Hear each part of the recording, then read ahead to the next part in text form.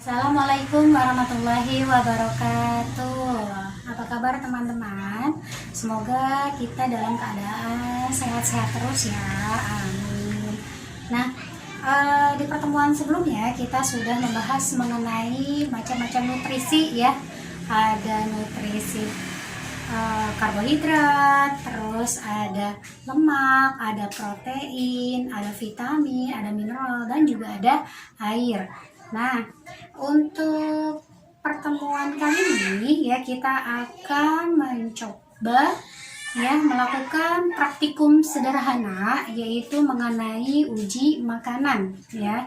Uji makanan yang akan kita lakukan adalah menguji bahan-bahan ya yang mengandung amilum dan juga bahan-bahan apa saja yang nanti akan mengandung lemak ya. Nah, untuk tujuan praktikum sederhana kali ini ya, tujuannya adalah kita dapat mengetahui bahan-bahan makanan apa saja sih yang mengandung amilum dan juga lemak. Nah, untuk praktikum yang pertama, untuk uji makanan yang pertama, kita akan menguji bahan makanan yang mengandung amilum ya. Sebelumnya kalian harus menyiapkan terlebih dahulu alat dan bahannya ya. Alat dan bahannya itu insya Allah mudah kita dapat di rumah ya nak ya. Seperti untuk alatnya yang harus kalian sediakan adalah ya pasti alat tulis ya nak ya. Boleh pulpen ataupun spidol ya yang dirasa mungkin lebih jelas. Kemudian alat tulis ya, alat tulis di sini mungkin bisa berupa lembar kerja yang harus kalian isi, yang sudah Ustazah bagikan ya kepada kalian ya. Nah, gunanya untuk mencatat ya, mencatat proses yang terjadi ya pada saat uji makanan nanti ya. Kemudian yang selanjutnya alat yang kalian butuhkan adalah label ya, kertas label. Kertas label ini fungsinya adalah untuk melabeli ya, menamai setiap wadah ya yang berisi bahan makanan ya.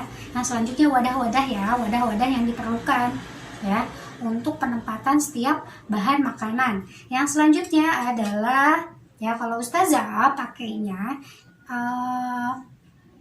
sendok dan piring ya. Ini fungsinya untuk menghaluskan bahan makanan yang akan diuji cobakan nanti ya pada uji makanan atau amilum ya.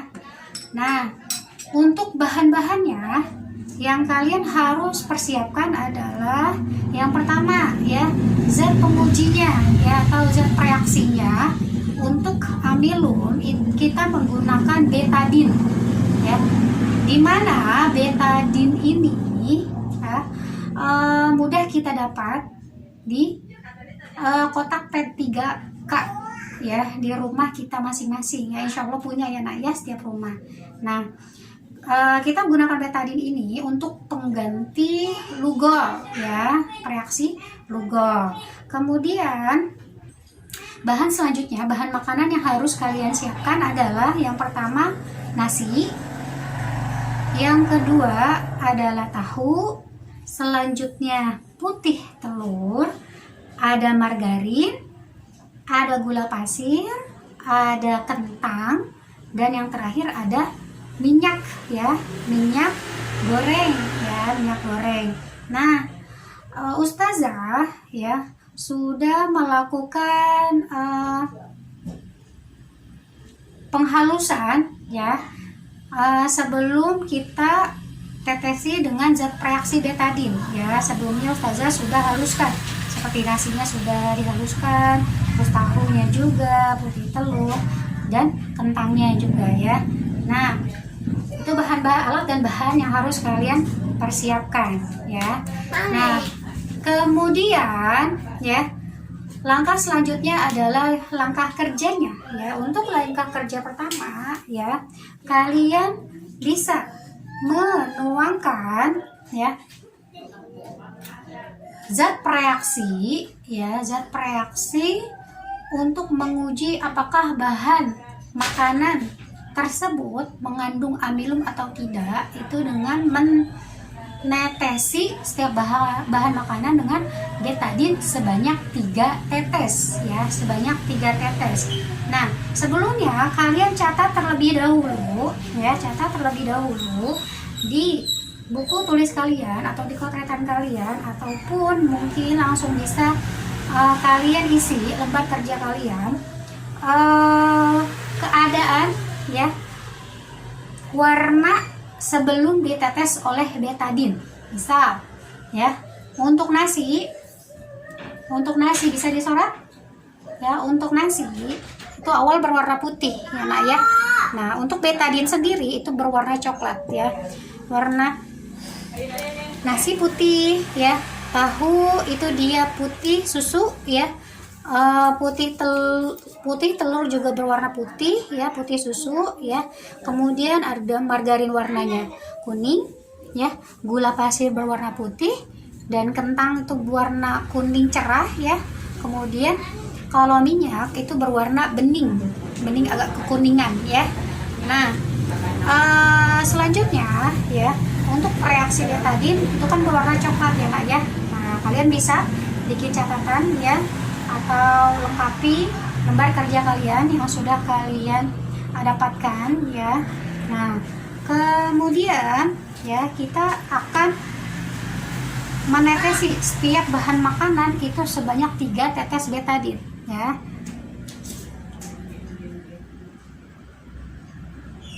Nah, kalian lihat warnanya ya, asalnya berwarna coklat ya nak ya. Nah, kalian tulis dulu warna coklat sebelum terjadi perubahan. Kalian tulis dulu di sini ya nak ya, di lembar kerja kalian ya. Untuk nasi ya berwarna coklat awalnya ya, betadinnya putih dan betadin berwarna coklat. Nah, kemudian tahu kita tetesi 3 tetes juga betadin, 2, 3 ya. Kita lihat ya, warna asalnya ya warna coklat ya nak ya, berwarna coklat.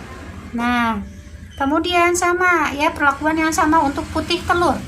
Kita tetesi betadin sebanyak 3 tetes ya. Nah, kalian catat juga ya, warna asal berwarna apa ya, berwarna coklat ya nak ya. Kemudian untuk margarin pun sama ya, kita tetesi 3 tetes. Kemudian ini pun sama ya, 3 tetes masing-masing. Nah, kalian catat juga ya warnanya, warna sebelum terjadi perubahan ya. Nah, oh iya, untuk dokumentasi ya, sebelum kalian tetesi dengan betadin, warna sebelumnya kalian foto, kalian dokumentasikan ya. Sebelum kita tunggu sekitar kurang lebih 10 menit ya nak ya. Kita tunggu sampai 10 menit terjadi perubahan warna atau tidak pada setiap masing-masing bahan makanannya ya. Nah, nanti ketika sudah terjadi perubahan warna pada setiap bahan makanan, kalian pun jangan lupa untuk mendokumentasikannya juga ya. Nah, nanti ya pada saat uji praktik tentang uji makanan ya, kalian diminta untuk mendokumentasikan ya warna sebelum terjadi perubahan ya, bahan makanan warnanya sebelum terjadi perubahan dan sudah terjadi perubahan warna ya, kalian dokumentasikan plus alat dan bahan harus kalian dokumentasikan ya.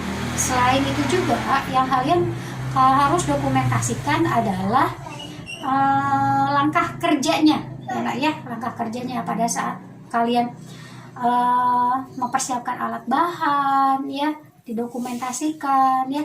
Terus pada saat kalian sudah mulai melakukan uji coba ya, uji coba amilum maupun lemak. Nah, tolong untuk didokumentasikan ya. Nanti ya, dokumentasi itu atau foto tersebut kalian susun menjadi sebuah foto kolase ya nak ya. Foto kolase yang terdiri dari empat foto yang mewakili alat bahan, langkah kerja, dan warna sebelum terjadi perubahan dan warna setelah terjadi perubahan atau reaksi ya setelah ditetesi betadin. Nah, sudah tampak ya nak ya, sedikit demi sedikit ya perubahan warnanya sudah tampak ya. Nah, bisa disorot untuk perubahannya, kita bisa lihat ya nak ya. Nah, untuk bahan makanan jika dia mengandung amilum ya, setelah ditetesi betadin ya, betadinnya ini akan berubah, yang awalnya berwarna coklat ya akan berubah menjadi biru kehitaman, artinya biru pekat sampai hampir mendekati warna hitam ya. Itu artinya bahan makanan tersebut mengandung amilum ya. Ustazah ulangi, jadi bahan makanan yang jika dia mengalami perubahan warna menjadi biru kehitaman, artinya biru pekat sampai mendekati warna hitam, artinya bahan makanan tersebut mengandung amilum atau karbohidrat ya. Kita bahas ya, kita akan bahas satu persatu.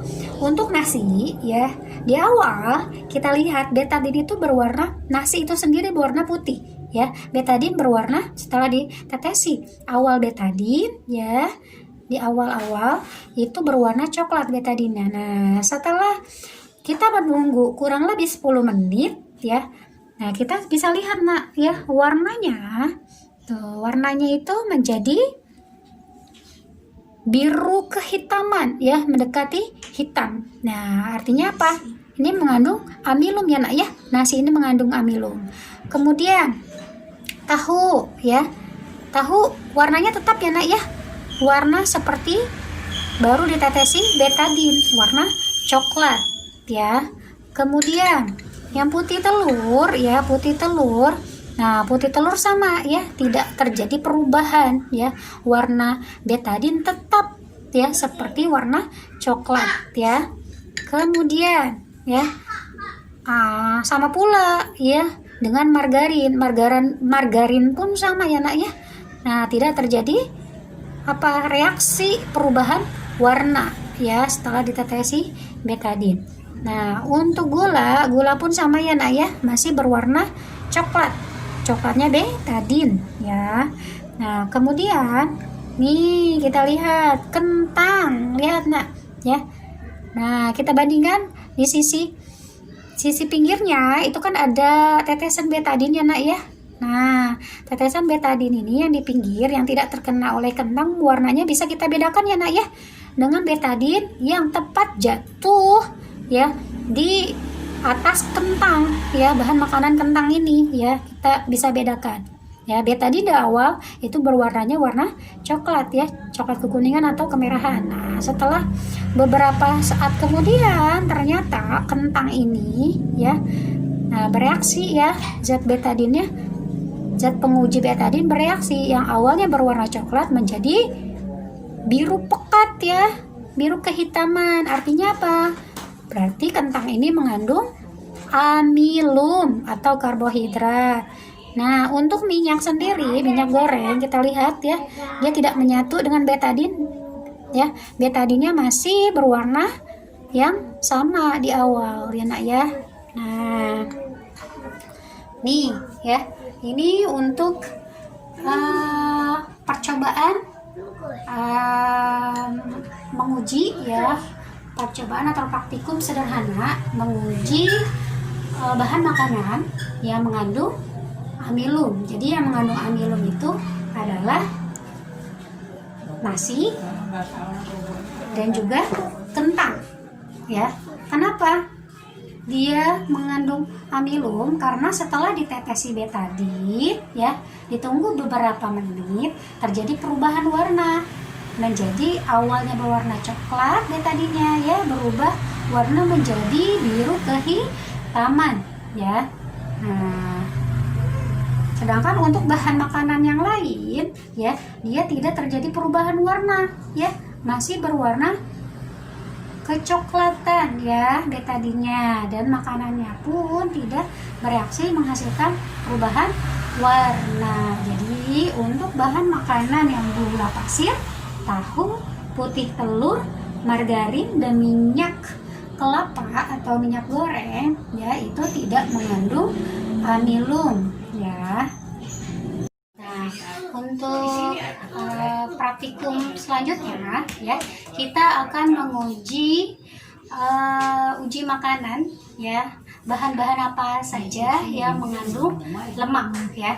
Untuk alat dan bahan ya, kita masih menggunakan alat dan bahan yang sama seperti dengan uji makanan yang mengandung amilum ya. Bedanya adalah ya, untuk bahan tambahan ya, bahan tambahan yang digunakan untuk menguji makanan yang mengandung lemak itu kita menggunakan kertas sampul berwarna coklat ya. Nah, ini ya, ini tambahannya ya, alat tambahan ya untuk menguji uji lemak pada makanan ya. Kita menggunakan kertas sampul coklat ya, coklat. Nah, selain menggunakan kertas sampul coklat, kalian juga bisa menggunakan kertas koran ya nak ya, kalau misalnya tidak dapat kertas sampul coklat ini. Nah, kenapa Ustazah pakai kertas sampul coklat? Karena kertas sampul coklat ini dia menyerap air dan minyak itu lebih baik ya, lebih kelihatan ya. Ustazah menggunakan kertas sampul coklat ini ya, karena kertas sampul coklat ini dia lebih mudah menyerap air dan minyak ya. Nanti bisa terlihat ya reaksinya ya. Jadi kertas sampul coklat ini sebagai reaksi ya nak ya, nah, sebagai alat reaksinya ya. Nah, untuk bahan-bahannya sama seperti yang kita gunakan di uji makanan yang mengandung amilum ya. Nah, untuk alat tambahannya ya, untuk alat tambahan kalian harus menyediakan senter, atau kalaupun tidak memiliki senter, kalian bisa menggunakan cahaya dari HP kalian ya, atau cahaya lampu pun kalian bisa, atau cahaya matahari kalau kalian melakukan uji makanan tersebut di siang hari. Nah, untuk tahapannya ya, langkah kerjanya adalah setiap makanan, setiap kertas sudah kita labeli ya. Setiap kertas bisa disorot. Nah, setiap kertas ya sudah kita labeli ya nak ya. Nah, biar nanti tidak tertukar ya. Sudah kita labeli sama seperti yang tadi ya, pada saat uji amilum ya. Kemudian, nah, setiap bahan makanannya kita oleskan ya, kita oleskan ya ke kertas ya, ke kertas sampulnya ya, kita oleskan ya. Nah, boleh ya dioles-oles ya. Nah, atau terlebih dahulu ditumbuk ya, ditumbuk sambil berair ya, ditambah air juga boleh ya. Nah, ini untuk yang air. Nah, kemudian ya, selanjutnya kelakuan yang sama pun ya, nih kita lakukan untuk putih telur ya, digosok-gosok sama boleh ya, gosok-gosok ya, gosok-gosok ya putih telurnya. Nah, kemudian untuk gula pasir ya, Ustazah sudah kita coba ya. gula pasir. Kemudian kentang pun sama ya, digosok-gosok ya nak ya, gosok-gosok. Tahu juga sama ya, tahu.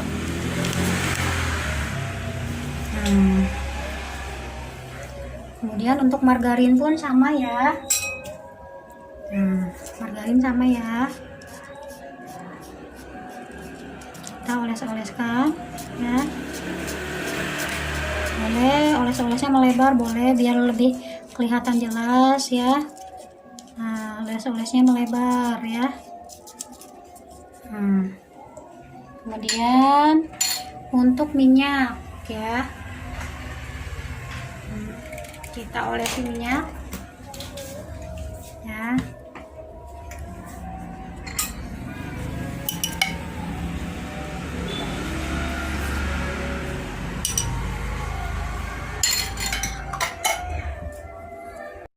Nah, setelah kita tunggu ya, setelah kertas tersebut, kertas coklat tersebut ya, sudah kita olesi dengan bahan-bahan makanan ya, kita tunggu ya. Setelah kita tunggu beberapa menit sampai dia benar-benar mengering ya. Nah, kita lihat ya, kita cek satu-satu ya. Nah, kalau sudah kering ya, kalian bisa cek satu-satu itu dengan menggunakan senter ya. Kalau misalnya kalian tidak memiliki senter, kalian bisa gunakan senter HP ya nak ya. Nah, kertas tersebut, nah sekarang kita akan cek ya, untuk yang kertas diolesi oleh nasi ya, kita cek di bawah. Nah ya, di bawah sinar HP ya, di bawah sinar HP. Untuk nasi itu tidak tidak terjadi ya, tidak terbentuk